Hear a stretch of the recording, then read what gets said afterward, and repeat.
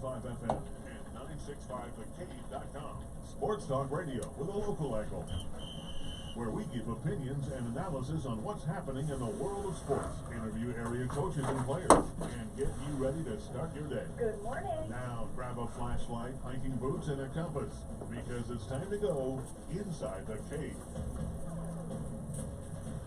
And a great Wednesday morning, December 2nd, 2020. You're inside the cave with yours truly, Ian Went, and John Roberts across the way. How's it going, John? Good. 23 days till Christmas, Ian.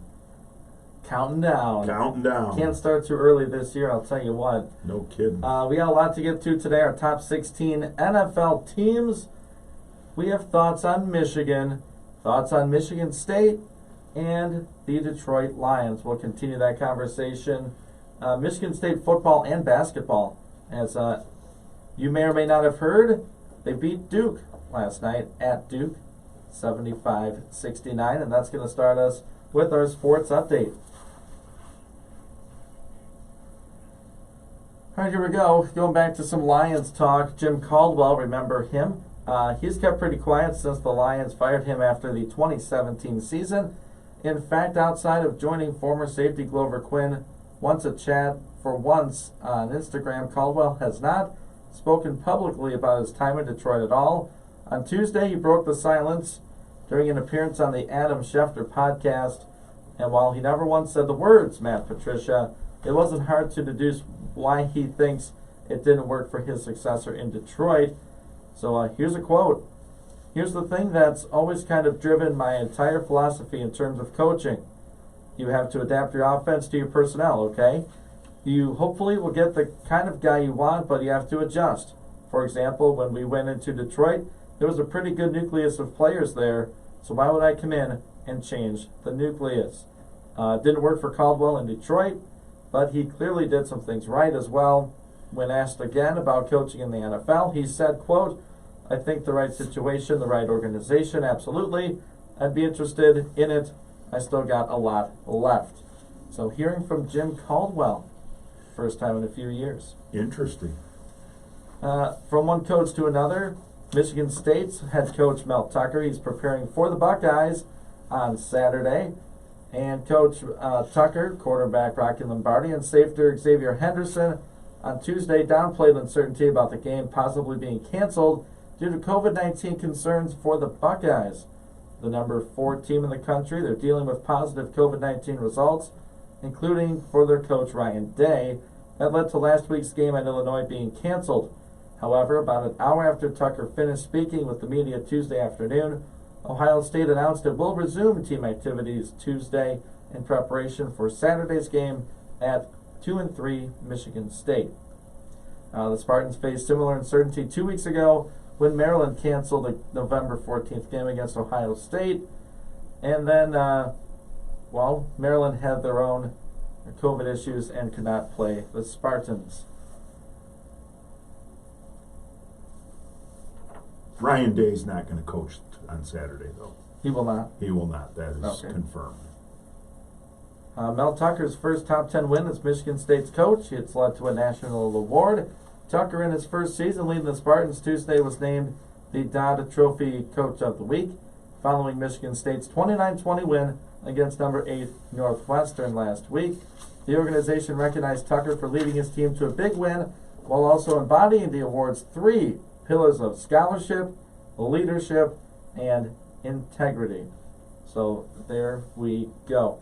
That's really all I'm going to get into for the sports headlines. We don't have a lot going on really locally with the pause in high school sports. And the colleges, Siena Heights on a pause. Adrian College, though, they've scheduled 2 Division I opponents for the basketball program.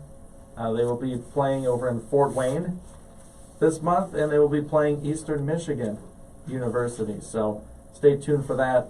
I'd like to get the coach on, Kyle Lindsey, to talk about his team on the near future. So that's a quick sports update. John will have another one. We'll do that at 8 o'clock this morning. So several avenues we're going to go down today. It's really pick your poison, John. I have a lot of notes and a lot of intriguing things that I hope the listeners do engage in. So We're going Michigan, Michigan State, the Lions. How do we, and top 16. Yeah. Well, let's do it right in that order, Ian. What do you say? Michigan, Michigan State, Lions, top 16. We'll just kind of move right up the chain. Okay, yeah, that's Let's how start I at wrote, the bottom. that's how I wrote them in order here. So I guess we're gonna go with the Michigan Wolverines. Here we go. Hold on, all right. We're going to listen to the song for a second. Yeah, I just want to give people just a chance to get ready for what I'm going to say. It might hurt. You might get mad. You might scream at your radio. You might tune us off. Whatever. Okay? Here's the deal. You scored 17 points versus a dead, lifeless, injury-riddled Penn State team. They've never been 5-0 before. And then you scored 17 against them at home. Okay? Reading later about the game, because I could not watch it. I was out doing shopping, actually. Cade McNamara, the savior against Rutgers, he suffered an early shoulder injury, his right shoulder. He's a right-handed quarterback. And whose call was it to leave him in the game ultimately? That'd be the coach. That'd be Jim Harbaugh. So they take him out, right? Joe Milton comes in. He does Joe Milton things. Not really impressive, right? So we're going to put Cade back in. Did you watch the game, John? He was obviously in pain, right? I mean, it wasn't, he didn't look great. His throwing was limited. He certainly could not push the ball down the field with any kind of oomph on the ball. Was able to make the short throws. So I don't know. I'm obviously not a doctor, but he's hurt enough that they've shut him down, I believe, for the rest of the year. But not enough for that day.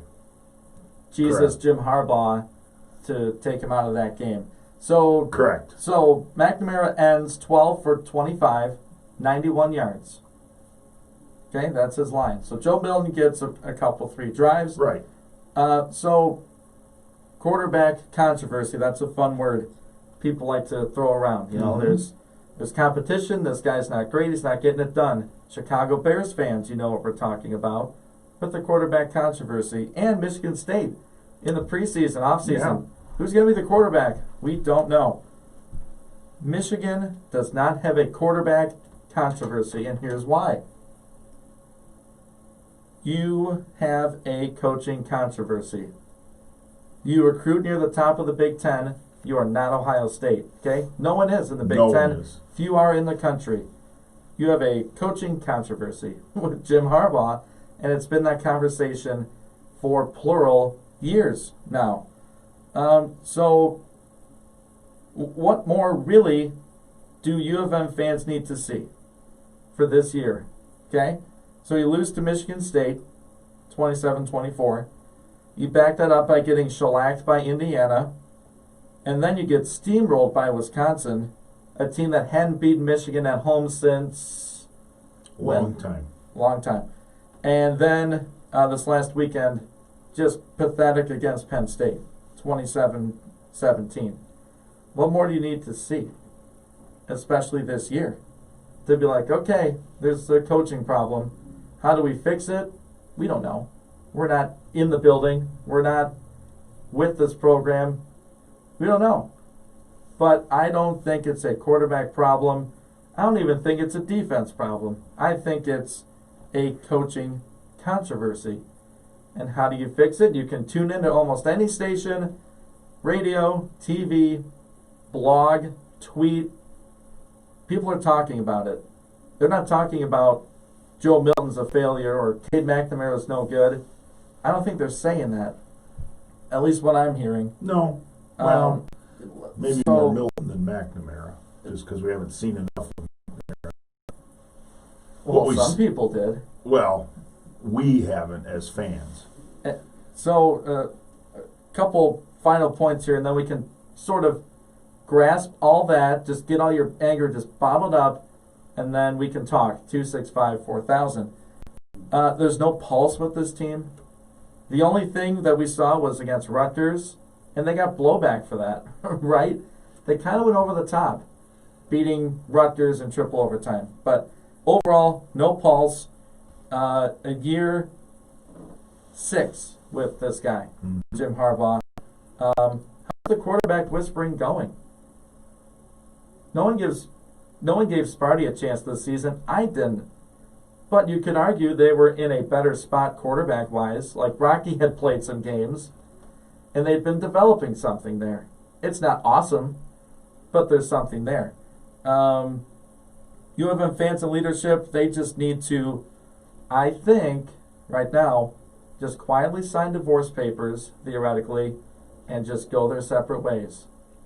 It's not working. It's year 6. Now the defense is falling apart to go with the offense that's never really been there. I thought this team would be 4-4 going into the season. They will be lucky to, number 1, play all the games, whatever Ohio State's doing, and number 2, not lose a 5th game. I mean, you should not be favored against Maryland, and you will probably be a 30-point dog against Ohio State for the Michigan Wolverines. That's like half a page of notes. I probably could have done more and expanded on it, but that's really it. For me, that's what it boils down to. Penn State sucks this year, right? Awful. Blowing leads. However you feel about the Indiana game, all right? Penn State's bad. They're a bad football team. They came into your yard, and they beat you. Franklin outcoached Harbaugh. Quarterback play for Clifford outplayed your defense. It's just an absolute tire fire right now in Michigan, and how do you fix it? You got to look at the top. I know it's a lot, John. If you want to respond to that or agree with any of that, I can go through the points again for our listeners. If they want to call in, 265-4000. Like, the wheels, like, a wheel has already fallen off, right? I mean, you're down. Yeah, they're running on 3 wheels. You're on a tricycle now. Yeah. Bicycle you can do. It's almost impossible to keep it going on a unicycle. Very few people can do that. No, you're right there. There is definitely, I would agree with you that something coaching-wise has to change. What that change is or will be, it could be Harbaugh. It could be. I don't think he'll get fired. No. I don't as think soon as he that'll got happen. hired, he was not getting fired. Oh, you're right. They would have to quietly go to the theoretical courthouse, hypothetical. Yeah. Just sign the papers, Yeah. be done. Yeah. Just get it over with. I think you're right there. The only other option that could possibly happen is there could be changes on the coaching staff. Does that buy him time? Does that buy him through the end of his contract, which is up right now at the end of next year? I don't know. You know, if they do decide to stay with Jim Harbaugh and they feel that other things are the problem with the program, then I don't know if there's going to be an extension, because you can't have him coaching on a 1-year contract if you're going to keep him around. You It's can't. either done this year, Or you got to give him a couple more years or on his just give him contract. a year, another year. Yeah, something. And maybe that's less base salary, but it's incentive based, where you know you beat these teams, you make more money, you get to this level of bowl, you get to more money. Those things are already in his contract, I'm sure. But maybe you increase the dollar value on those things so that if incentives are reached, he makes as much money as he's making now. Which I think if he reached the Big Ten championship game, if he won the Big Ten championship and got into the college football playoff, no one's going to care that he's making the money he's making. Right. Because that's really what he's brought here to do. Yeah. And if in year 7 or 8 it happens versus year 4, if it happens, no one's going to care that it happened in year 7 or 8 instead of year 4. Yeah. Believe me. U of M fans have been waiting long enough. Sure, since Big Ten. 1997 Right. for a national championship opportunity. Big Ten title, Yeah. 04, right? Yeah. So, if he were to win it if he's brought back and extended and were to win it in year 8, let's say, 2 years from now, no one's going to care that he hadn't won one for the first 6 years. Yeah, I really believe John, that. they're not close. They're They just not. lost to an 0-5 Penn State team. Correct. And to lose to State, who's got their doors blown off by Indiana and Iowa at home. Yeah. Like, is there anything here? Like, I said this a couple weeks ago, give me something. Like, is there anything you can look at this team besides saying, oh, they're young and inexperienced, that you can say, there's something here? Like, now Cade's hurt. I mean, how if he's shut down the rest of the year, how bad is it? And you want to see Joe Milton again? Well, I don't think they were going to beat Ohio State from day one. I didn't think they were going to beat Ohio State this year. Yeah, I don't know that they win another game. How good is Maryland? I don't know. They're 2-3.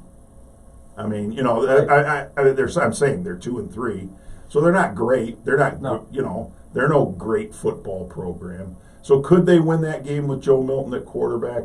Yeah, they could. They're going to have to play a lot better than they have in the last couple weeks, and so is he. So it's possible at best they're going to go, what are they? They're 2-4 right now, 3-5. That's best case, I think, right now. Well, best case is 4-4. They pull a tremendous upset and beat Ohio State. Sure. But and then they erect a statue for Jim well, from the stadium. I'm going to tell you right now, if that were to happen, some of this talk that we're dealing with is going to go away. Right or wrong, it's going to go away. Because he and he'll sign the Ohio extension State for his contract the next day, and maybe that afternoon. Yeah, because they're going to be 4-4, and this is That is a is long not shot. happening. It's a No, long the shot. fact Obviously, that you even said that is kind of well, crazy. it's a possibility because they're Because going you have to because play. they're going to play the game, and anything can happen, as we've seen with Michigan this year, going into Michigan State. No one. I mean, not even the most ardent Spartan fans thought they were going to win that game, and No. they did. So anything it's can a little happen when you different. play. Yeah. Ohio State treats Michigan as a Well- doormat for the last 20-some years. Well, let's see where Ohio State is with COVID in 2 weeks, too. Sure. I And mean, Michigan. And Michigan, for that matter. That's another thing. Yeah. I mean, reading the Detroit News article, they're presuming positives. right. What? Well, Okay.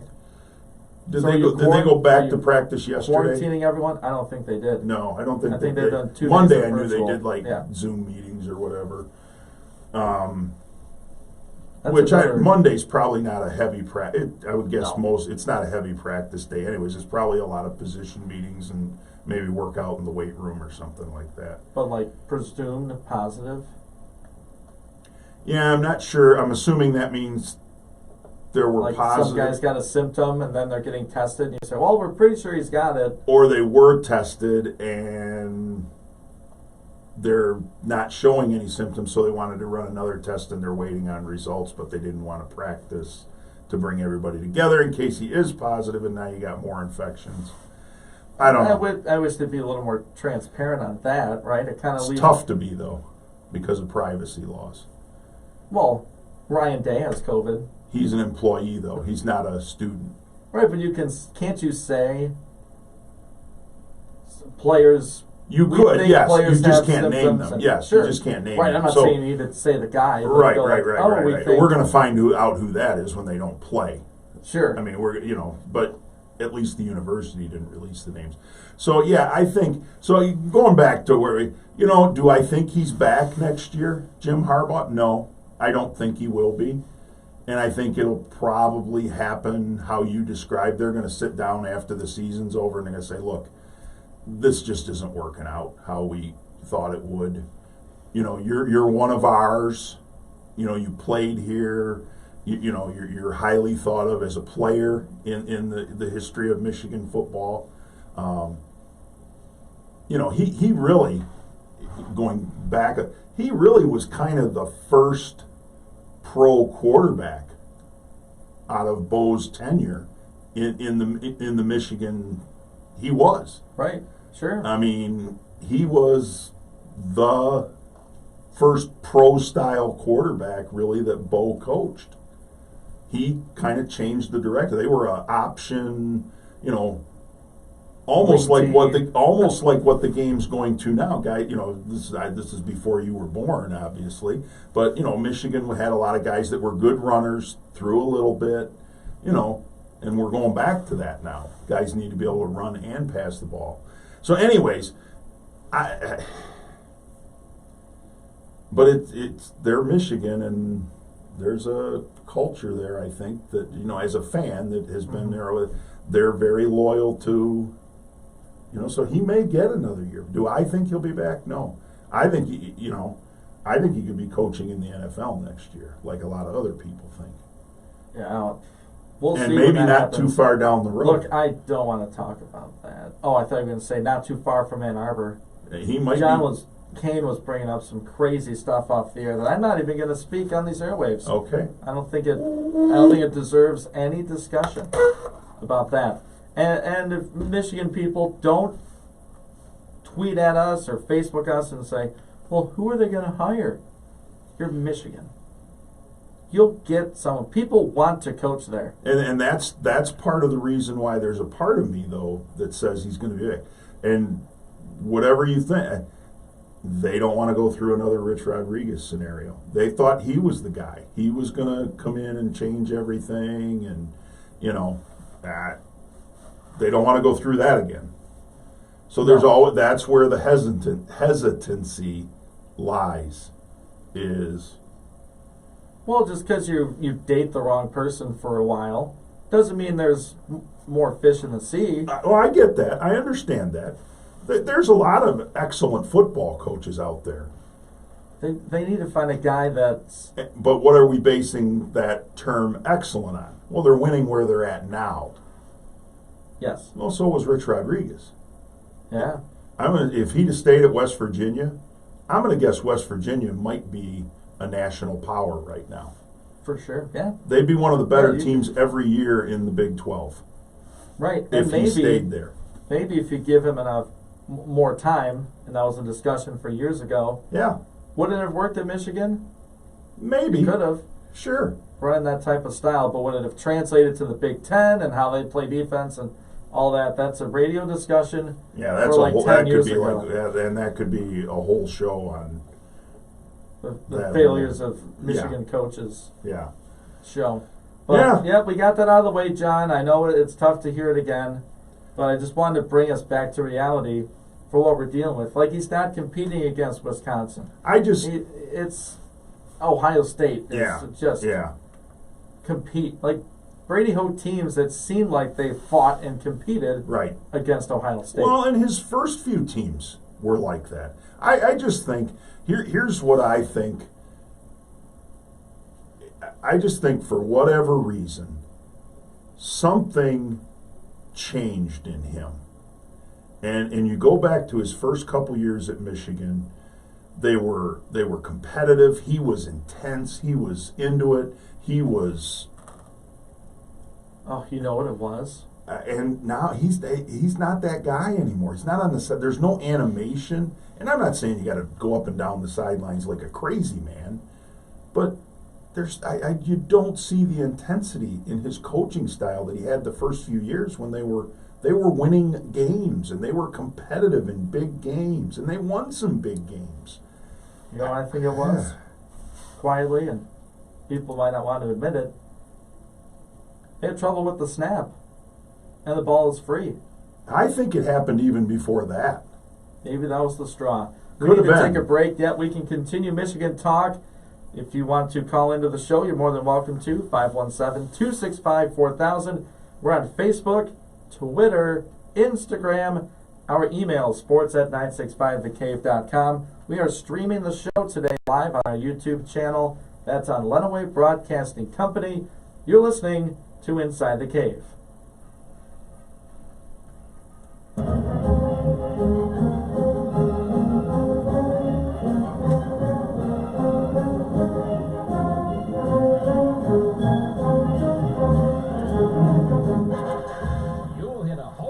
win every time with Hayes Insurance Agency. Their team of independent agents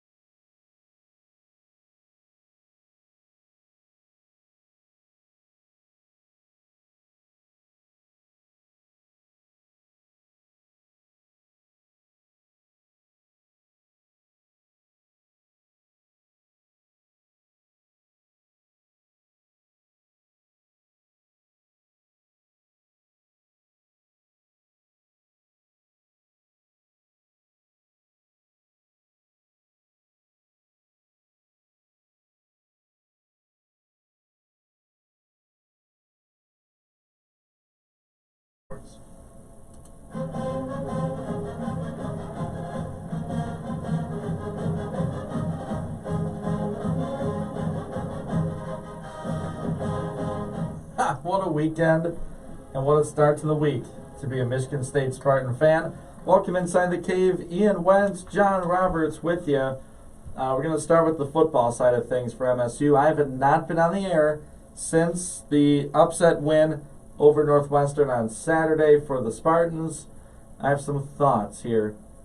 State saw weakness with Northwestern. It's clearly the offense. They're not explosive, so basically MSU could be aggressive up front, and they really took it to Ramsey, who they've seen before. He was at Indiana, the grad transfer. MSU just beat him up front, starting with the defensive line. For the offense, Rocky Lombardi was clutch. He's had clunkers this year without a doubt, but that game, he was clutch with his throws. Made a couple really good ones. He didn't make too many big mistakes. He threw the pick, yeah, that was dumb, but he didn't make like the back-breaking mistake. He ran for some key first downs, which if you watch the Lions, you don't see a lot. But, you know, he's a kid. They said it like 15 times. He was a 5-star athlete in high school. Okay, we get it. You know, he's athletic. He can move, but he ran for key first downs. He lowered the shoulder when he needed to. John, did you know he was a 5-sport athlete? I did, and that's getting to be about as much as, did you know Matt Stafford and Clayton Kershaw went to high school together? Really? Did they play baseball on the same team, I think too? they did. I think Kershaw was a pitcher and Stafford was a catcher. No kidding. Yeah. Wow, that's great. Did you know that? Did No. anyone in our listening audience know that? Did you know that? Yeah, they got to stop with this stuff. I mean, okay, we get it. Well, honestly, I didn't know that prior to the game. Now you do. But know you don't it. have to tell me 15 times. No. Every time he does something, you can't be like, well, he did that in high school. Yeah. Yeah, I know. Yeah, He's a yeah. D1 athlete. We get it. He wrestled and played golf and football and Basketball or whatever. threw the javelin. And Yeah. More things about Michigan State. They didn't give up on the run. No. I mean, they didn't blast Northwestern with the run, but they did it enough, and they were effective enough for the linebackers to think about it, or for the safeties to think about it. I thought the O-line played really well against a good Northwestern defense. Obviously, the most underrepresented, undervalued, under-talked about position on the field is the offensive line. If your O-line stinks, your quarterback's going to look bad, and your receivers are going to look bad because they don't have time to get open. The quarterback doesn't have time to read the defense. Case in point, O-line played well. Team looks really good. You know, I've heard or I've seen things and say, well, Northwestern, they were really overrated. They're number 8 in the... What, Northwestern? They're overrated? Okay, they were undefeated. It's tough to go undefeated in a Power 5 conference. And had beaten a couple good teams. Yeah, they beat Iowa, Beat who is now a Wisconsin. top 25 team. They beat them 21-20, and they beat Wisconsin. Yeah. Those And are they good turned them football over like teams. 5 times. Right. They're not great football teams, I don't think, but they're good football teams. Right. Yeah. Yeah. You could argue They're Wisconsin's top 25 borderline. football teams. Yes, no that question. makes you a good football team. And Northwestern is. Yeah. You know, were they number 8 in the country? Well, they're undefeated or whatever they actually were. They were, depending on what ranking you look Right. at. They were not overrated. That's a good football team. Yeah. Not great. They had limitations, kind of like Michigan when Michigan State played them. Mel Tucker found it. Okay, Yeah. these corners stink. Let's attack them. Yeah. Michigan State, we can get after this guy, so they did it. So Michigan fans, just listen to this and just react accordingly, okay? Mel Tucker now has wins over 2 top 15 teams, right? Back when they played Michigan, believe it or not, Michigan was ranked, Yeah. and Northwestern in his first season. Yeah. So Spartan fans, you now have hope and you can see a future. I know you got your doors blown off by Iowa and Indiana, but they're showing you something. Like, this is what they can be. Can they be that every week? That's getting it to the next level. Like, okay, here's Rocky's potential against Michigan and now Northwestern. That's the guy he can be. Yeah. Or he can be the Iowa Rocky or the Indiana Rocky. But you see it, right? I mean, you got something to say. All right, Mel gets these guys ready to go. He gets the rivalry. He understands it. Like, we might not have the best players on paper, but we can compete and give ourselves a chance to win against the Michigan, against the Northwestern. Look, it is what it is. A win over a top 15 team. Yeah.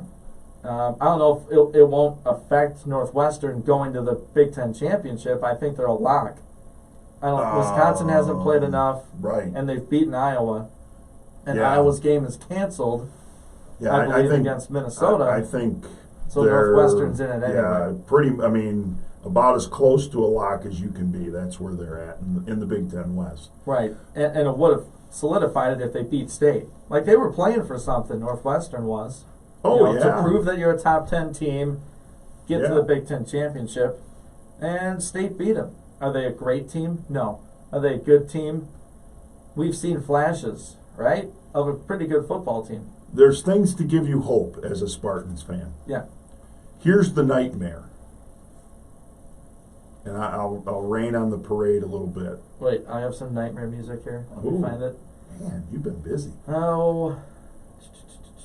Well, I and changed it all has to do with Mel Tucker. No, I changed all the colors on these things because Oh. Jeff wanted me to. Jeff but now wanted I us can't to be find more them. color coordinated. Yeah, I can't find it. Okay, well. Give us your doom and gloom. Well, no, it's not doom and gloom. It's just something to file away in the back of your mind. How long is he at Michigan State? Is he going to stay there? I don't know. He's never stayed anywhere very long, Mel Tucker. Sure. If you look at his career resume, he doesn't stick around very long. Right. So, Oh, I found it. go ahead. That's my only concern if I'm a Spartan fan is this the ideal job? Is this the dream job? Is this where he wants to coach the rest of his career? He's not an old man. He's not a young man either. Sure. So he's in that spot where he's probably got one more move in him to I would assume that's part of the interview process. sure. When they hired him, they said, "Mel, look." but it's easy to say in an interview. Oh yeah, Sure. I plan to spend the rest Yeah, of my or career tweet here. Out that, oh, I'm I'm happy. a Colorado yeah, coach for life or whatever. Yeah. I Whatever was he there said. for 1 year. Yeah. And they're undefeated this year, Colorado. So Hey, he can recruit. There's no question about it. that's what's going to be interesting to see. Can he sustain the progress? If you're a Spartan fan, you're sure hoping he can. I think he's done some good things in his first year, because that program, and I think Mark D'Antonio was, and probably in the right situation still could be a really good football coach. I mean, he did things at Michigan State that basically no one had done in my lifetime. I was born after the glory years of the 60s of Michigan State. Mark D'Antonio made them relevant on a national level. No other, not Nick Saban, not George Perlis. They were not consistently relevant on a national level under any of those guys. They were good, but they were not top 10 good regularly. Mark D'Antonio, in my opinion, is the best coach to coach at Michigan State in my lifetime. You could argue ever. Right? You can argue it. You might be could wrong, but argue you it, could argue it. Yeah. but you'd have a hard time with people that were around when Duffy Doherty was the coach and they were winning national championships. And I mean, you could argue it though. I mean, Yeah. certainly, like I said, in the last 50 years, I think he's the best football coach at Michigan State. Obviously, Nick Saban has gone on to bigger and better things. That program, I thought, watching the Michigan State game last year, I was there in person on the field. I thought that program's dead in the water. On that day, I thought, oh man, if he stays, they're in trouble. And because they were like what I've seen sometimes out of them, there was no life. It was like they didn't want to be there for that game. And I mean, that was just my impression standing there. I'm watching it, and it's like one team wants to win this game, and the other almost like they don't want to be here. And in a year's time, I think Mel Tucker's reinvigorated that program. They're not a really good football team right now, but they're a competitive football team. Right. Meaning, even when they're outmatched, they're going to show up and play. Yeah. And I think that's what happened Saturday. I don't know that they're better than Northwestern. They showed up and played. They were on that day. They were on that day. If That's they what play they Northwestern 10 times, they might win 1 or 2 more. But I think this year's Northwestern team beats them 7 out of 10 times, maybe 8 out of 10 times. But on that day, they were better. Right. And that time And that's slot, what counts. At that stadium. And at that's that what time, counts. And that's on the coach. Yeah. Yeah. Get him up for that I game. agree. I think Yeah. he's done a good job there. My only concern, if as a Spartan fan, would be how long is he here? Is he going to be here more than one recruiting cycle? Well, when you drop $5 million on him and Well, you take know, him from a place he Yeah. said he liked to be. exactly. But if you look He's at got his roots track, here, he right? does. He's a Big Ten. I mean, if I remember Wisconsin, I believe he played at. He and Darrell Bevel were teammates at Wisconsin, the new interim coach of the Lions. So yeah, he's. I don't know that he's a Michigan person. I don't think he grew up here. He coached at Michigan State. And Like his he- assistant. Yeah, back in he the coached day. at Ohio. I mean, he's coached Yeah. in the Big Ten. You know, I Right. mean, so maybe he stays. Maybe he likes this part of, coach with the Bears. I know Chicago in the NFL. So that would be my only thing. I think he's done a pretty good job given how he came into this program.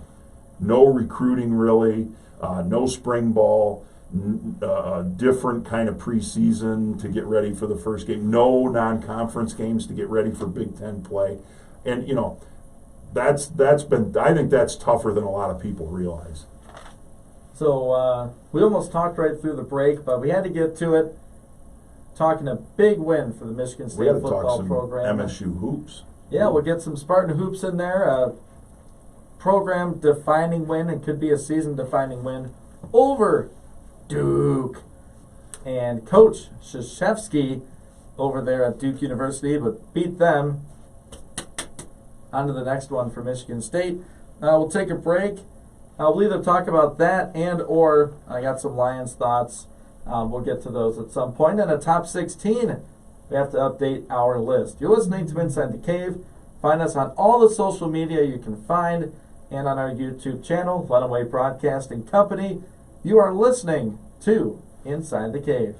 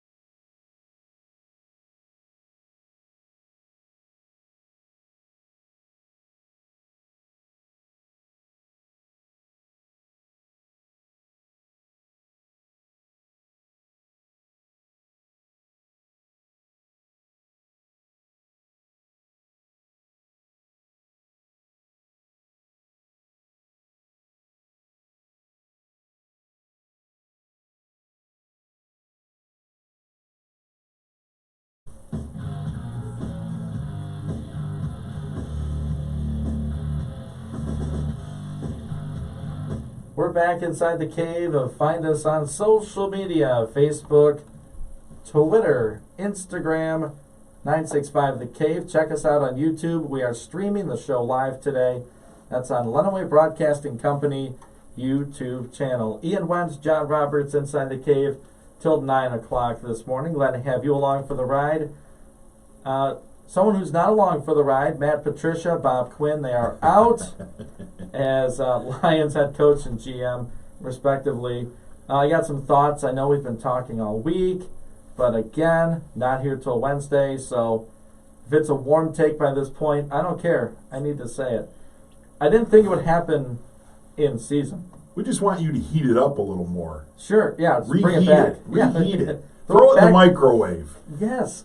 I'm your Thanksgiving leftovers There for you these go. Lion steaks. It's been a week. It's been fine. a week. Your week-old leftovers. Yeah. I didn't think the firing would happen in season. But I think Detroit fans are going, oh, is this a real organization now? Like, is Sheila Ford-Hamp the real deal? We'll see. She is the same person that let them coach and GM this season when she took over. But she gave them a chance. That seems fair. You can have your opinion on that. So now all eyes are on Darrell Bevell and, for me, Matt Stafford. What can they do in the Final Five? They got the Bears this weekend Winnable. in a huge chance to redeem the Week 1 loss. Mm-hmm. Bears' offense is lifeless. Their defense is real.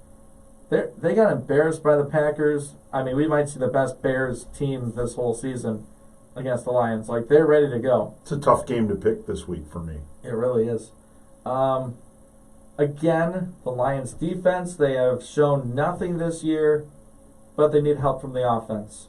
It helps when you play with a lead, when you have sustained drives on offense. You don't have to score every time, but get a couple of first downs. Like, give your Possess the coaches... ball. Yes, give them a chance to coach in-game.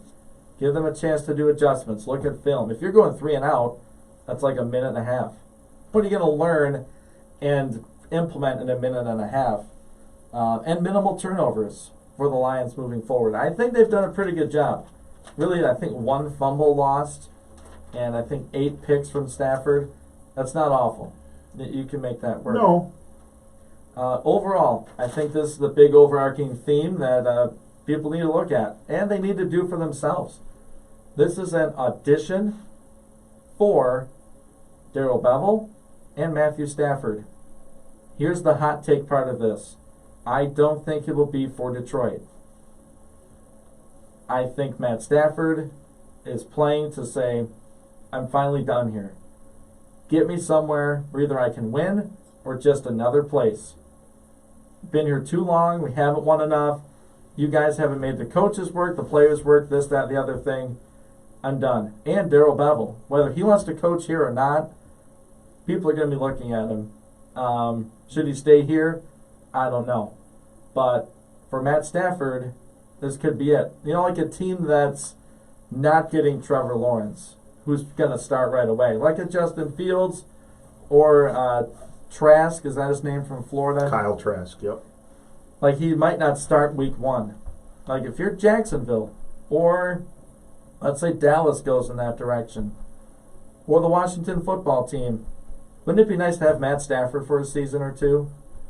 To put him in front of like a Ryan Fitzpatrick situation and say, we're going to learn from him. Maybe we'll win a few with Matt. We'll go from here. Something the Lions haven't done. Like, groom the next guy and have Stafford here.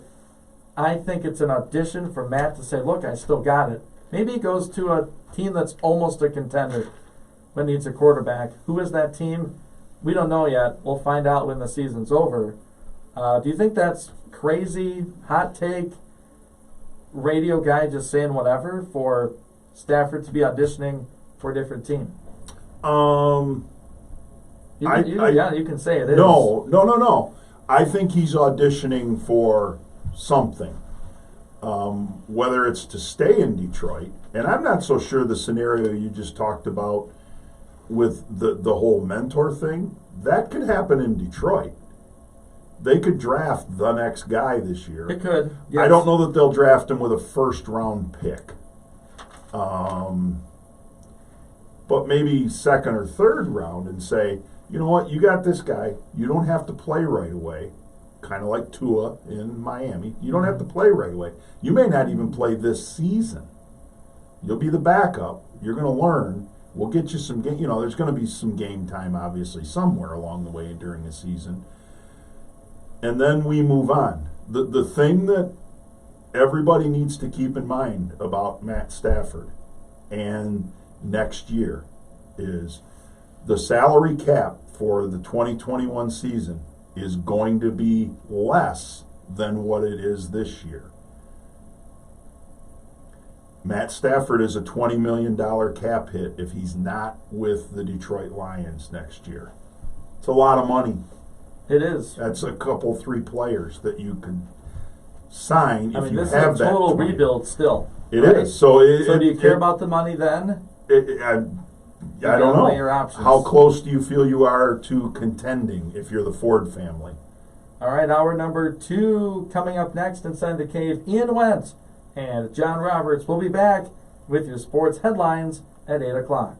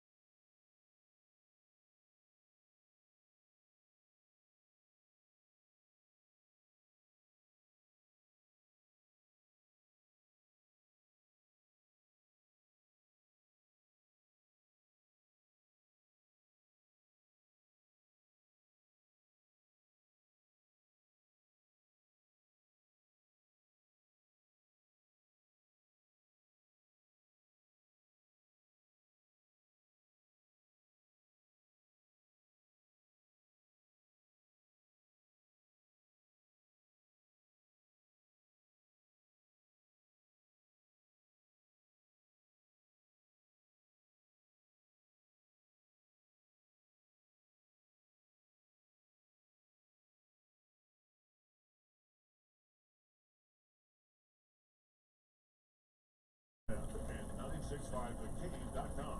Sports Talk Radio with a local angle. where we give opinions and analysis on what's happening in the world of sports, interview area coaches and players, and get you ready to start your day. Good morning. Now grab a flashlight, hiking boots, and a compass, because it's time to go inside the cave.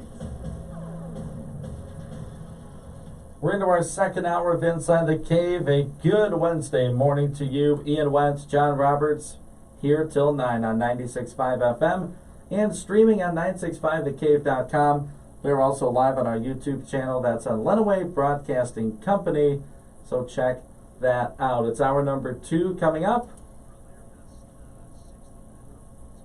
Thanks, Coach.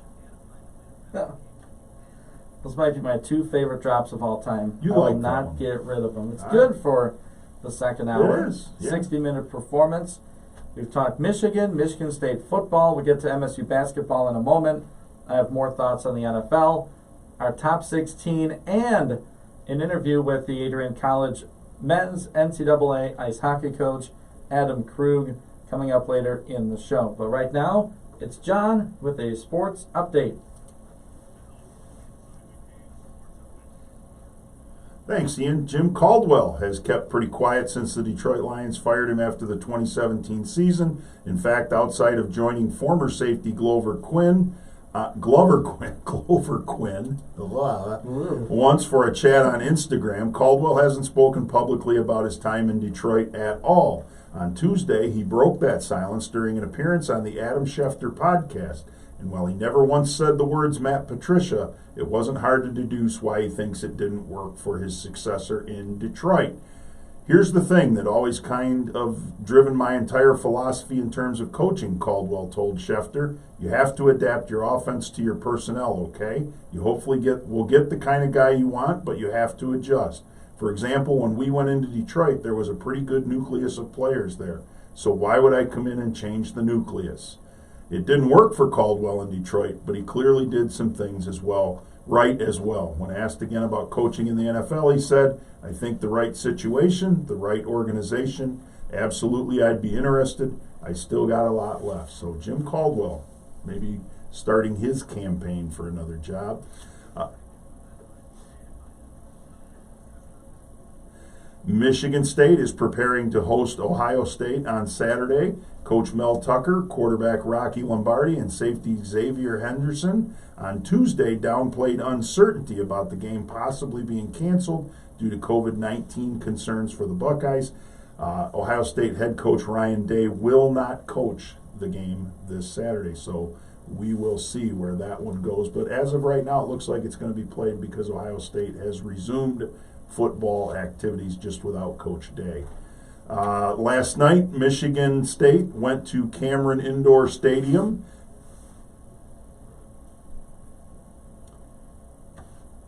and Beat Duke. Good Dukies. for the first time ever in program history at Cameron Indoor Stadium, 75-69. So good win for the Spartans.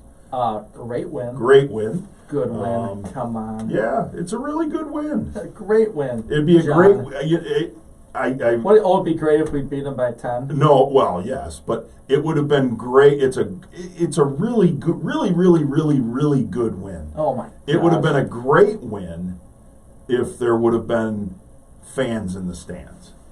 I think watching the game, the whole it's hard to get into basketball without fans in the stands. Did that more so than football. Did that just put coach against coach, player against player? It does. Right. Okay. It's like a scrimmage. MSU was 6 points better. They were.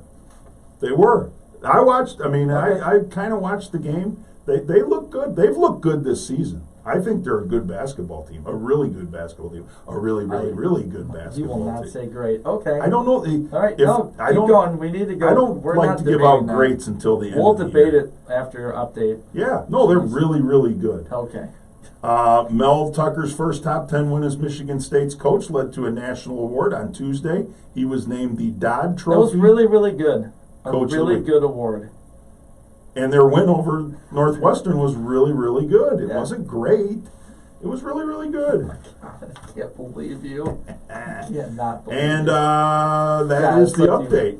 It's like you got a big M on your sweatshirt. No, No. You're wearing a blue, but you're wearing a Michigan different is kind really, of blue. really, really bad this year. They weren't great. All right. So, I got some final thoughts on the NFL. Okay.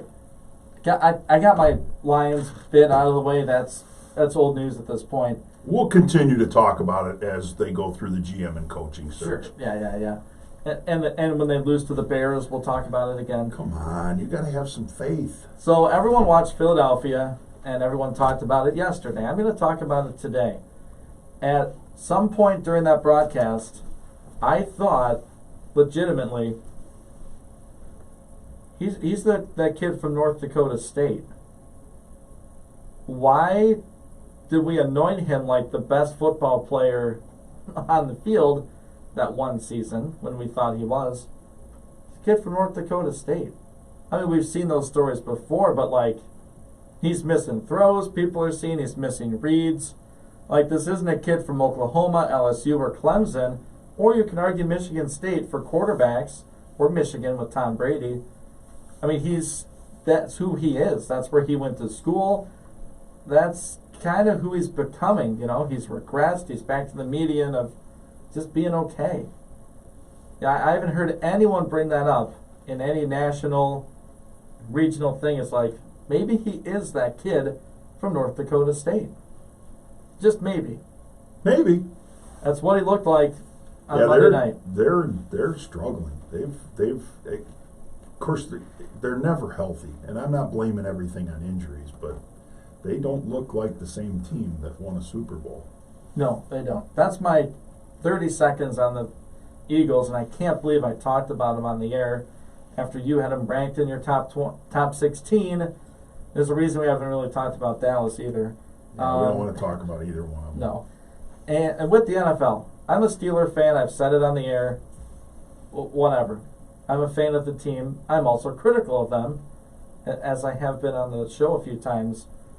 With this Baltimore Ravens game that was supposed to be played on Thanksgiving, then supposed to be played Sunday, Tuesday, and now it's This afternoon. going to be played this afternoon. I'm going to watch. Instead of this, and then having the Steelers play next Tuesday, after already moving their bye week to week 4, because the Titans had an outbreak. This is the second time the Steelers' schedule has been switched around for COVID. I get it, you should be flexible. But the same team twice? Really? What should have happened... Conspiracy theory. No, I didn't say that. What should have happened was there's a flex week 18 in there.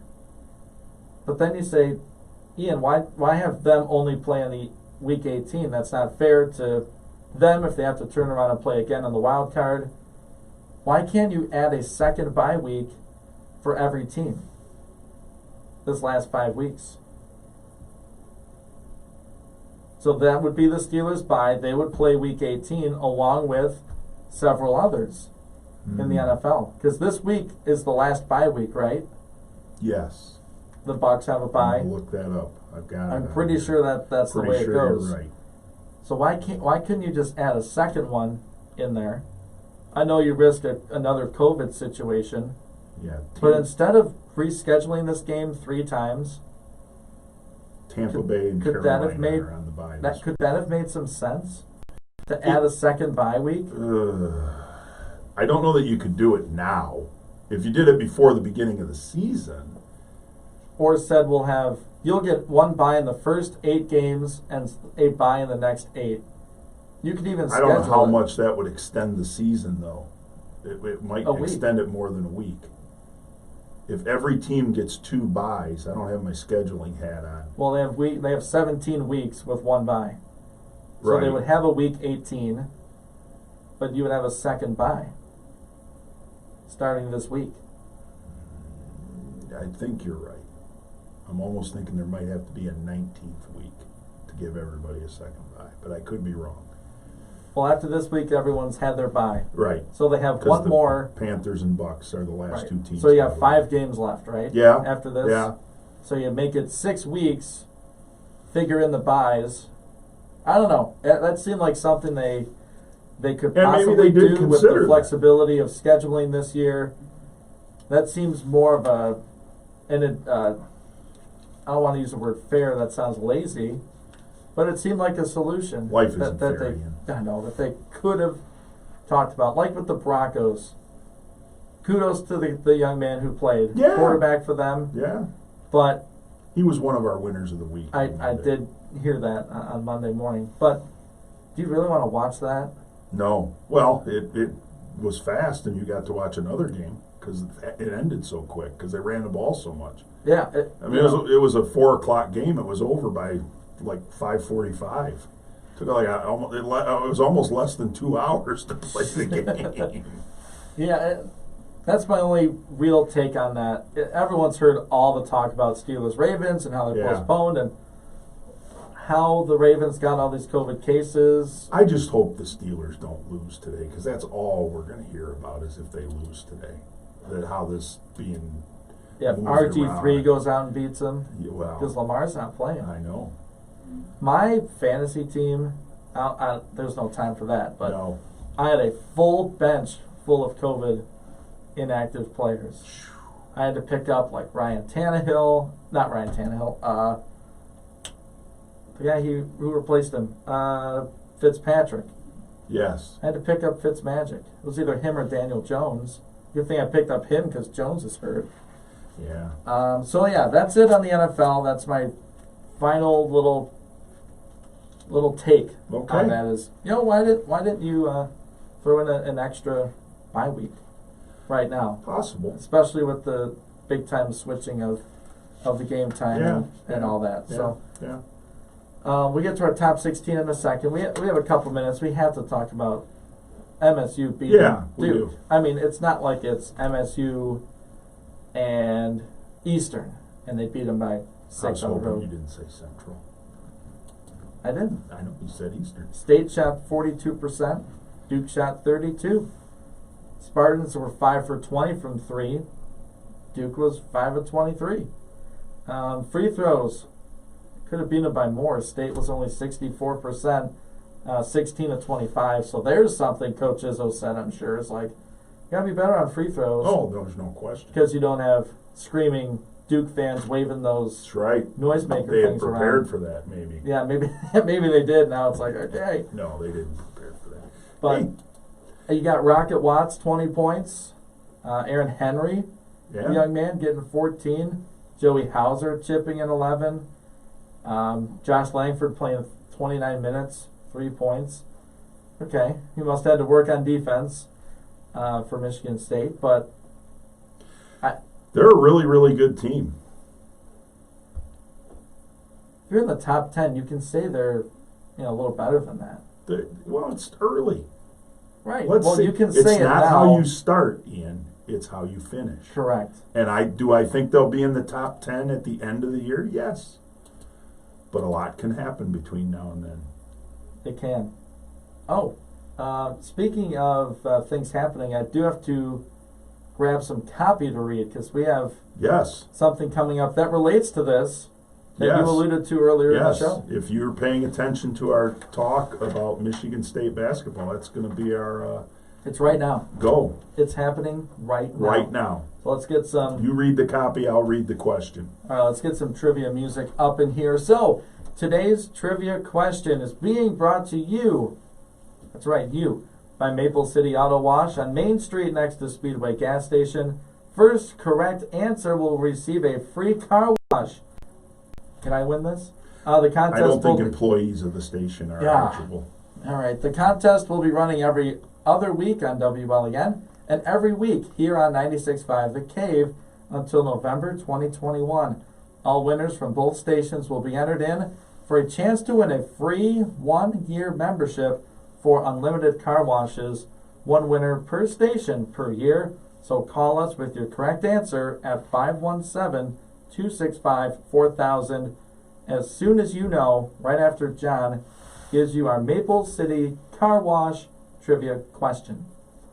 All right, here we go. Michigan State basketball. And you can win if you're the first caller with the correct answer, 265-4000. Michigan State basketball last night. under Coach Tom Izzo, defeated Duke at Duke. Prior to last night's game, how many times had the Michigan State Spartans defeated Duke at Duke? We gonna give them a range here? Give them some. It wasn't many. They had not Could you beaten count them. it on one hand, two hands? Or you could count it on no hands. 517-265-4000.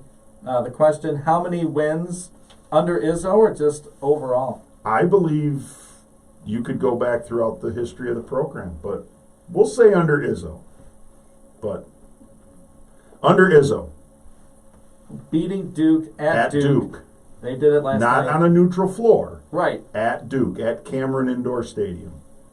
75-69 the final score. Call us at 517-265-4000 for that free car wash and getting registered for a 1-year membership For free for car unlimited washes. car washes. Unlimited. Especially this year, you got the wet, muddy, disgusting roads, and you got the kids doing whatever, and you don't want them to wash your car.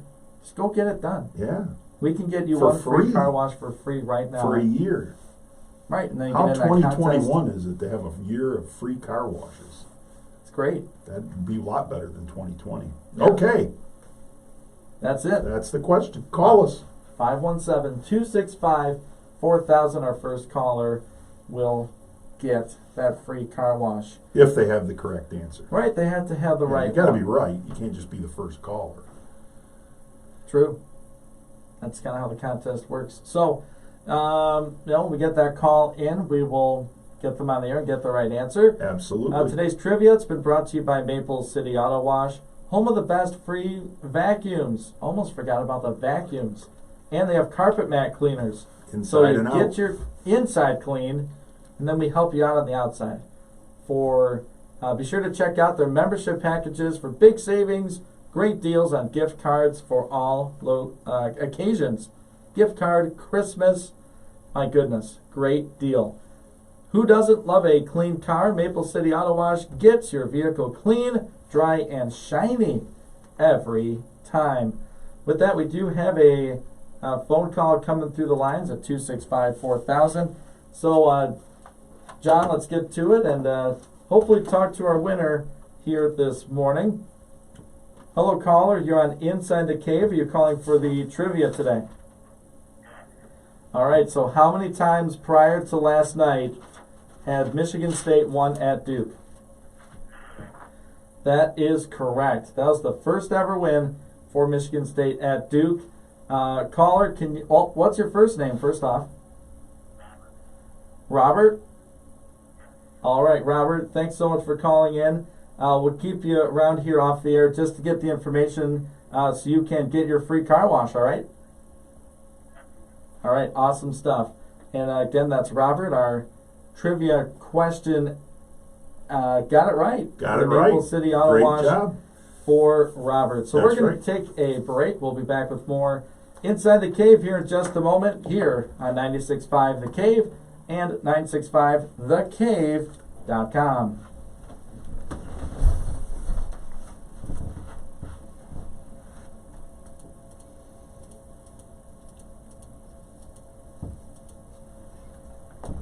You got him?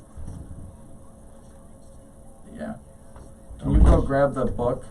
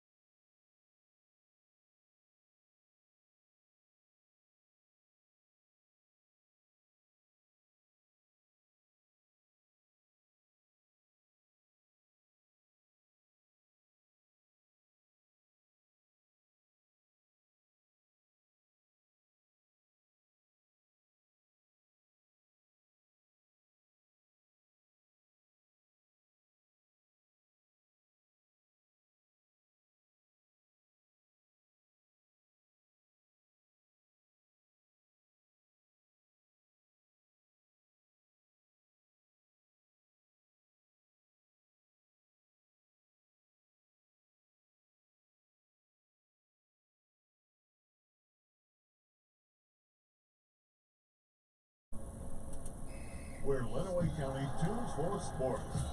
96.5, The Cave.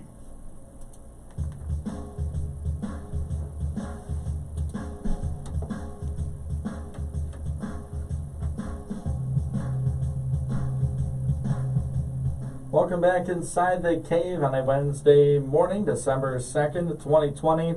My name is Ian Wentz, joined by John Roberts today inside the cave. We're here till 9 talking sports. We are switching gears to the weekly feature program. It's our NFL top 16 teams. We expanded from the normal top 10 because of the expanded playoffs this year. So we got our top half of the NFL coming up now. We have one game left to go in this week for the NFL, but I don't know if it really impacted the top 10. Of course, if Pittsburgh loses, it might. But right now, this is what we have. John, let's start with you for number 16. New team back in after many weeks out. Number 16, the San Francisco 49ers. Number 16 for me, they got absolutely embarrassed. Team we thought were contenders, and record-wise they still are. The Las Vegas Raiders. I mean, you got whooped by the Falcons. Didn't score a touchdown in that game. You got to earn your way back up into the top 15 for me. So Raiders at 16. My number 15 is a team that very inconsistent. Probably part of being a young team, a team that hasn't been together long enough yet, and that's the Arizona Cardinals at 15 after a loss last week. Yeah, looking at my list, I took them out. I mean, they're really sliding. Yeah. They need to grab onto a branch before they fall into the canyon. Number Out of 15. the nest. Yeah, that's right. The Cardinals. Yeah. 15, 49ers. I mean, they got the Rams number. They look good. Got the win. They're getting healthy, so don't sleep on the 49ers. Still not sure Bosa or Garoppolo is going to play the rest of this year, though. So, but hey, they're winning without him. That's right. So, 14, I have the aforementioned Las Vegas Raiders. Bad loss at Atlanta. Just when you want to believe in the Raiders, they lay that egg. That was bad. That was bad. We're at number 14. Another team trending up, like the 49ers. Right now, I'm buying Minnesota. Ooh. Cousins made the plays on that last drive Wow. to get that win. Minnesota, they're in the playoff hunt. They're there at 5 and 6. There's opportunity ahead for Minnesota. Dalvin Cook is just outstanding. Wow. I did not see that one coming. Is that the shock? That's The a shock of shocker. the top 16? Wow. Hey, Wow. there's a lot of 5 and 6 football teams, or 6 and 5, that, Yeah. I can make the argument for. Okay. We'll see how We'll that see. pans out. Yeah, hey, you know Could me. be I a- had them ranked in the top 5 preseason. You did. Might be as high as 3. Wouldn't it be something if they won out and, I would look like really smart? Yeah, we'd have to replay the tape of that top 16. Yes. Where are we? 13. 13. The Cleveland Browns. Solid win this past week. Not dominating necessarily, but a solid win. I think they're very aware of who they are, and they're playing to their strengths really well. They get Myles Garrett back this week, so I'm high on the Browns. I think you have Cleveland entirely too low. I think a division rival belongs at number 13. Baltimore. They have Yeah. problems. Yeah? Yeah. I think that's about where I had them last week. Let me check my notes. They obviously haven't played. Yeah, they were at 13 Yeah. for me last week, so I Yeah. can't punish them or reward them. But, Just barring a miracle, they're probably going to lose to Pittsburgh. yeah. See, and So I had then they're at 6 and 6. yeah. See, I had Baltimore Or as 6 my and 5. preseason number 1. Yeah. So they've fallen quite a bit for me, and I didn't have Cleveland ranked as high to start the year, so that's the reason I still have Baltimore higher, but man, they're dropping like a lead balloon. Yeah, it's been tough. Yeah. Yeah. Really, that loss to the Patriots, and then you lose to Yeah. the Titans in overtime. They're trending in the wrong direction. That's So- right. But hey, it's December in the NFL. That's when teams got to make their moves. So maybe they start today and pull off the big upset. We'll see. You did your number 13? Yes. Okay. I'm getting lost here. You need a highlighter? Focus. Okay. Focus. No, I have a highlighter on my iPad. Number 12, the Miami Dolphins took care of business against the woeful, hapless, terrible, not really, really good New York Jets this past weekend. That's exactly where I have the Dolphins. There you Number go. 12. Great You minds. did what think you had alike. to do. Yeah. They allowed 3 points against the Jets in their 2 games this year. The Jets Shut are them out the awful. first time. Gave up 3 on, I think, the opening drive last week. Oh. But a good win for the Dolphins. Fitzpatrick back. Tua still, is he dealing with an injury? Yeah. A little bit? Yeah. So they're being very cautious with that. Yeah, they said if he's healthy, he's the starter, they said. But they're still competitive, that being said. Yeah, that's a Miami good at football 12. team. That's right. They're not a great football team. They're a good football team. Number 11, I have the Baltimore Ravens, and they're on life support here. So if they lose today, they'll be 6-5. If they lose today, I believe. Yeah, I think that's right. Yeah. Ugh. I mean, they're looking up at the Browns right now. Well, in your eyes, they are. Browns, well, they got a game and a half behind Cleveland. I know, but no, I can't. Not yet. If they go 6, okay. Yeah, we'll talk about that later. 6-5, they'll be below the Browns, unless the Browns just lay an egg come this Sunday. They got a tough game. I think they're at Tennessee. The Browns. Yes. That'd be a tough one. So we're at 11. Yeah. I have, believe it or not, the 7-4. They got creamed last week, but the Indianapolis Colts. You split with the Titans. You're not in the division lead. This is still a very solid football team. Yes. Really good defense. Capable offense. Jonathan Taylor, he didn't play against Tennessee, right? He was on the COVID Correct. list. Correct. So, Nor did DeForest Buckner. right, that changes things Yes, it for the does. Colts. But still a bad loss. Mm-hmm. They're at number 11 for me. Let's see where they were last week. They had to be around that same spot. I had them at 8. So I dropped them 3. Okay. They lost, but they're still a good football team. I have the Indianapolis Colts at 10 for those very same reasons. Very same reasons. All right, my number 10, they're creeping up. They did lose this weekend. Team no one can really figure out is the Los Angeles Rams. Okay. Like one week you're saying, oh, they're like the 5th best team. And now this week you're saying, okay, maybe, I mean, they're a playoff team. You know, can they get to the conference championship is the next one. So they're at 10. Capability to really move up or move down based on this next week. Number 9, Tampa Bay Buccaneers.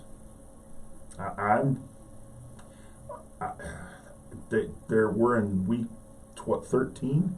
Yes. I don't know that they figured out who they are yet. That game, was it Sunday night, Sunday afternoon? It was dark. The late afternoon window. Yeah. They did not look impressive. I'll get to my Tampa thoughts here in a little bit. I don't have them that low. We're at 9. Yep. Can someone please talk about the Browns? Like, can they get any respect now? It's like when they're bad, they get all that media attention, and when they're good, they get nothing. Stefanski's done a really good job. Possible At coach of Cleveland. the year. Right, he's a candidate. Absolutely. Making Baker Mayfield into a very capable game-managing quarterback. Functional. Right, he's not losing games for his team. They got crushed by the Ravens, and they've lost a couple since, but they're 8-3. That's a good football team. Mm-hmm. 8-3 for Cleveland. So coming up for them, they've got a date with the Titans that will tell us a lot about Cleveland. They like to run the ball, and have you heard of a guy named Derrick Henry? He likes to run the ball too. That'll be a quick For game. Tennessee. Then they got the Ravens, Giants, Jets, Steelers. So opportunity there for the Browns. I have them at 9. I like them at 9. I got them a little lower just because they started out a little lower. So they're climbing the ladder, though. If they win against Tennessee this week, that they Can they crack the top 10? because Can I- Tennessee is a top 10 team. Right. Yeah, if they win at Tennessee, that's a good win. Number 8, the Los Angeles Rams. They've kind of been stuck somewhere between 8 and 11 with me for depending on how they play, and obviously a disappointing loss to the ever-improving San Francisco 49ers on Sunday. We're at number 8. It's Tampa Bay. I mean, they're in that Mm-hmm. 7 to 10 range, I Mhm. think, for a lot of people. Tom Brady's having a good season. Not a great Is he having a season. Tom Brady great season? No. Are they in the playoff hunt? Yeah. Did we think at the beginning of the year they would beat the Saints in the conference, like you and me, John? Mm-mm. No. No. We had them as a wild card. Yep. And my ceiling for the team was to get to the NFC Championship. Can they win 2 in the playoffs? Sure. Depending who they get. But boy, Bucks I don't see them winning 3 on the road. Bucks They're are gonna be on the good. road. They're not great. They are right in that fringe. They need to right the ship, the pirate ship, if you will, and get this thing squared Good away. job, But Rogers. Tampa's talented, all that. They're still at 8. They're still a 7-win football team. Yeah, they're good. They're good. Number 7 for me, Tennessee Titans. Good win, real good win. Going into Indianapolis. Indianapolis a little undermanned, but still, you go on the road and you beat a division rival, a good football team in the Colts, on the road. That was a really good win for the Titans. For me, number 7 is the Green Bay Packers. You lost to the Colts. You know that, like, I don't know the numbers for sure, but they've beaten bad teams, and Yeah. they've lost to good teams. They got Mhm. crushed by the Buccaneers, lose to the Colts. The other loss to the Vikings, who that was really the Vikings' like springboard Mm-hmm. to lose to them. So, no doubt they have talent. I have them at 7. There are still issues with Green Bay, but they still have their quarterback, Aaron Rodgers, doing Still his pretty thing. good. Yeah. So Green Bay at 7, just above Tampa Bay, who they did beat them, but recency bias, Packers are better right now. Yeah. Number 6, I have Green Bay, so we're close there. A convincing win against a fading Chicago Bears team. They hosted the Bears, and the Bears are a wreck on offense, and the Packers took advantage of that by keeping their offense on the field, and they made the Packers look like a good defensive team, and I don't know that the Packers are a good defensive team. Positive note, I picked up Green Bay for my fantasy defense There you go. for this weekend because they were playing the Bears. Maybe pick up the Lions this week because they're playing the Bears. We're at 6, Yeah. Tennessee. Okay. Real good win. We just haven't flipped. Right. I mean, Yeah. they're right in there. It's a solid team. Defense could have some problems, but Tennessee seems to be back. They hit a lull there for a couple of weeks, but Tennessee at 6. John, can we do a rapid fire 5 through 1? Yes. Okay. 5, New Orleans Saints. 4, the Buffalo Bills. 3, the Seattle Seahawks. 2, the Pittsburgh Steelers. And 1, the Kansas City Chiefs. I have Seattle 5, Buffalo 4, Saints, Chiefs, Steelers. So same 5 teams, just a different order. Right. You still got KC over Pittsburgh. They're the champs till you beat them. Right. Well, I had Kansas City at 1 till they lost. Yeah. And they lost. Yeah. It's in Yeah. the past. I get it. Yeah. They're both great.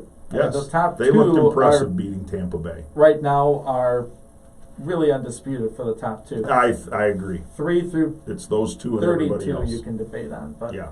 we need to take a break. We're going to get on the phone with Adrian College men's hockey coach Adam Krug, talking about his recent home and home with another Division I hockey program. We'll be back with that interview in just a moment. Be sure to check us out on social media, Facebook, Twitter, Instagram. Find us on YouTube. YouTube. We are streaming live today at Lenawee Broadcasting Company. You can find the link on our Facebook and Twitter page. We'll be right back with more Inside the Cave.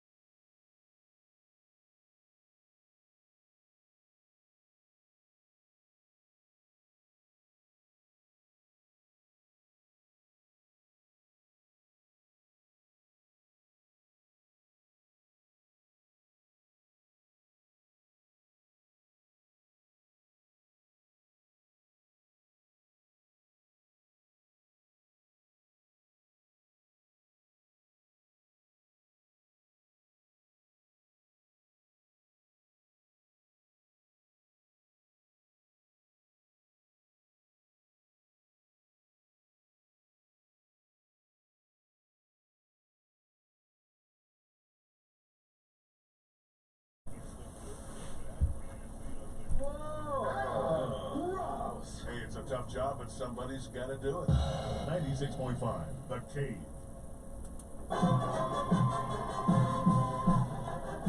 Welcome back inside the cave. Ian Wentz, John Roberts with you till 9 o'clock. Last segment of the show, we have the men's hockey coach for the NCAA men's program at Adrian College. It's Coach Adam Krug. Good morning, Coach. How are you doing? Good morning, guys. How are you? Morning, Coach. So, weekend filled with some D1 on D3 hockey as your Bulldogs took on Lake Superior State University in a home-and-home, the second opportunity to host a D1 program. Just an overall evaluation of the weekend, Coach? Yeah, I to the point where I think our guys have to be in the mindset, and I certainly am now at this point, that we're not going to call it D1 on D3 anymore. Just because I think, one, our guys have proven to themselves and the rest of the hockey world that we're competitive. We haven't gotten the results of wins yet, but I think the first step in getting that win is changing our mindset, not thinking that we're playing up. We're not chasing the game. And I thought that going into Lake Superior, losing 5-3, being down a goal, going into the third period 4-3, we had a chance to win, and didn't go our way that night. And then coming home on Sunday, I thought for sure we'd win. We had a similar type effort, maybe a little better effort in the net from our goaltender, and we did get that, but it was just a different type of hockey game. It was a good hockey game, but low scoring, 2-1. Shots on goal were all but even. It was a really good weekend of hockey for us, and we feel really good about our game and the direction we're going. Yeah, it's certainly great to get these Division I programs on your schedule, and they're willing to play you, and of course you're willing to play them. So it's good to see from both fans' standpoint, and that you're playing hockey. Couple players that really stood out for you. You mentioned your goalie, Cam Gray. Watching him, he can be spectacular some nights, and then others, he gave up, of course, more than you would like in losing efforts, but you think you got good Cam on Sunday. Yeah, I thought we did. We started Nick Tallarico, our backup, on Friday at Lake Superior. Cam had given up 11 goals in 2 games against Bowling Green, and with Nick sitting there, and he played 1 game, and it was a win, and he gave up 1 goal on 20 shots against Trine. At some point he's got to wonder when he's going to get his opportunity, and I didn't think there was a better chance than throwing him in at Lake Superior, get him a spot start, and potentially maybe he goes in and plays well and helps us steal a game. But that wasn't the case, and maybe the 4-week layover between games for him, kept him a little rusty or whatever. So that was disappointing. But Cam, I thought, came in on Sunday and played really well. He stopped what he should have stopped. He gave up a goal on the first shot of the game, but it was a deflection through traffic. You can't ever fault the goalie on those, really. And then the game winner was a breakaway when a guy steps out of the penalty box. Just poor timing, just an unlucky break for us. And Cam's been very good on breakaways through his whole career here at Adrian, and that was the first time I recall him getting beat on a breakaway. But when it's just 1-on-0 or 1-on-1, the player and the goalie, it's usually not a good situation for your team, and it wasn't. But Cam played really well, yeah. Coach, how important, you talked about changing up your goalies a little bit. How important do you think that just sitting that 1 game was mentally for Cam? Well, I think sometimes you get to sit there and watch. You get to take in the game, and you get to just watch it from a different angle, and you just kind of pick up some things that otherwise you wouldn't see. When you're involved, it's real hard to remove yourself and kind of just get back to basics or simplify things. And maybe he had a little bit to do with Cam, but Cam's a competitor. He works extremely hard, and he was not happy with his game. Kind of felt like he was fighting it in the Bowling Green series, but through practice and hard work, he's right in the ship, it seems. Adrian College men's hockey coach Adam Krug joining us inside the cave on the phone today. A couple other players that we all think really stood out. You can't talk about a 2-1 game, and the first goal scored on home ice against a D1 program. Rex Moe, parked right in the blue area, got a good pass. Was it Luciani that made the pass to Rex Moe to get the goal?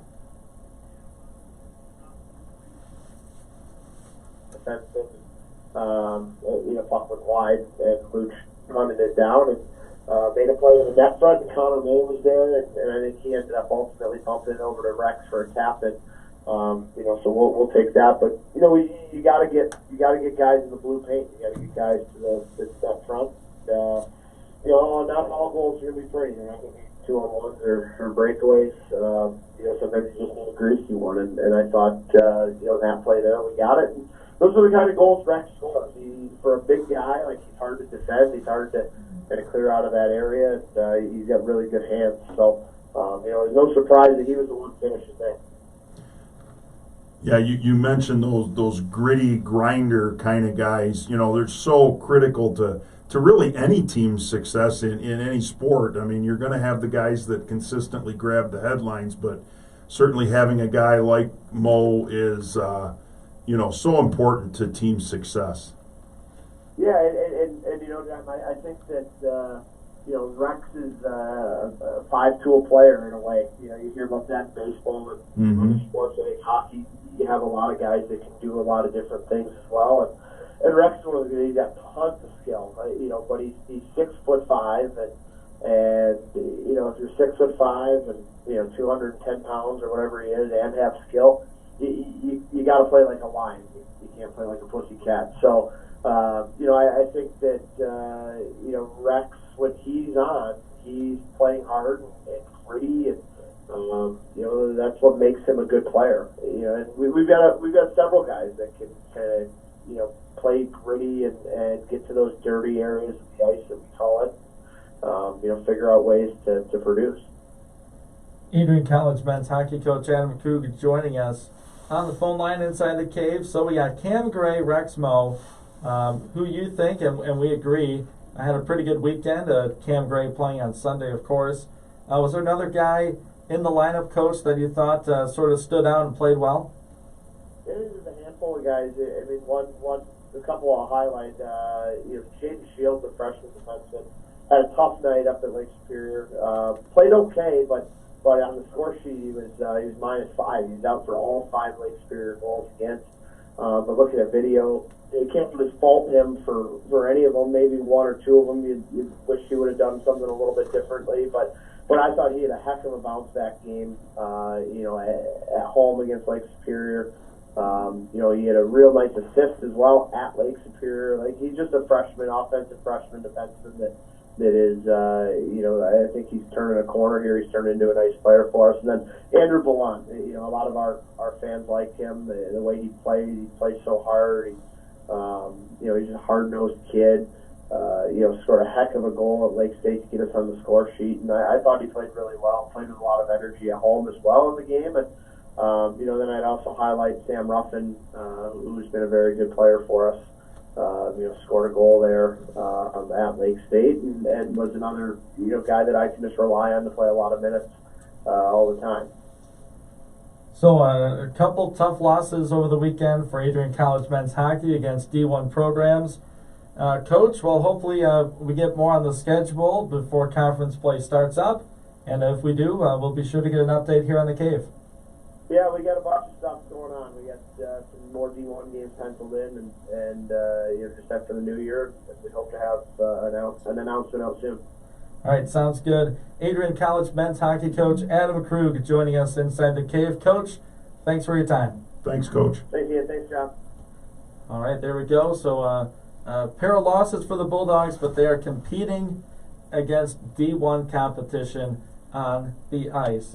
So we do have some sort of breaking news in a way, John, regarding high school sports. Yes. The MHSAA has released days and times for semifinal and regional final football games. So we're going to get that out on our social media. and on our webpage sometime today. And if you can't wait that long, you can go to the MHSA website and find football as the sport, and you can look up when your favorite team is playing. Right, we don't know that it's happening, but If they say everything if it happens returns to on play. schedule, Correct. this is when they will be. This is when they will be. We don't know anything else other than that, days and times. So there we go, some news out of the MHSAA. That's it for the show today. Got a lot done. Glad to have you along with us for our 2 hours of Inside the Cave. I'll be back on tomorrow with Pat Hayes. I'll be talking more Michigan football and some Michigan basketball as well. John, you'll be back on Monday. I hope so. That's talking the plan. Talking about a Lions game. Maybe a Lions win. Who Wouldn't knows? that be something? The Darrell Bevel Era. begins in Detroit. Did do a cave poll. 59% of our respondents thought they would win 2 to 3 games under Bevel. So we'll see. There we go. Keep it tuned in. 96.5 The Cave.